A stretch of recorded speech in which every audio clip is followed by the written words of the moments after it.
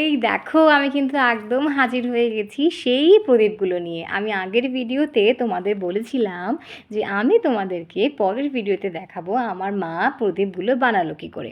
এবার তোমরা দেখতেই পাচ্ছ সেই যে মণ্ডটা বানিয়ে রেখেছিল সেখান থেকে লেচি কেটে কেটে আমার মা কিন্তু প্রত্যেকটা প্রদীপ খুব সুন্দর করে আলতো হাতে বানিয়ে নেবে। আমিও মোটামুটি মায়ের হাতে হাতে প্রতি বছর কিন্তু দু একটা চেষ্টা করি প্রদীপ বানানোর, কিন্তু এইবার কিন্তু আমি কোনো রিস্ক নিইনি, তার কারণ আমার দ্বারা এসব হবে না। বলছিল যে এইবার প্রদীপ বানানোর কোনো দরকার নেই, 21টা প্রদীপ তো বাইরে থেকে কিনে এনেই আমি কিন্তু জ্বালিয়ে দেবো। তো মাকে আমি বললাম যে কি দরকার, তুমি এত সুন্দর প্রদীপ বানাতে পারো, আর এটা আমাদের বাঙালিদের একটা ঐতিহ্য, কিছু নিয়ম কিন্তু আমাদের সবাইকেই পালন করা উচিত, কারণ সমাজের দুর্নীতির সঙ্গে সঙ্গে সবই তো ধূলিসাৎ হয়ে যাচ্ছে। তো এইটুখানি নিয়ম যদি আমরা না পালন করি তাহলে তো আর কিছু পরের জন্মের জন্য পড়েই থাকবে না।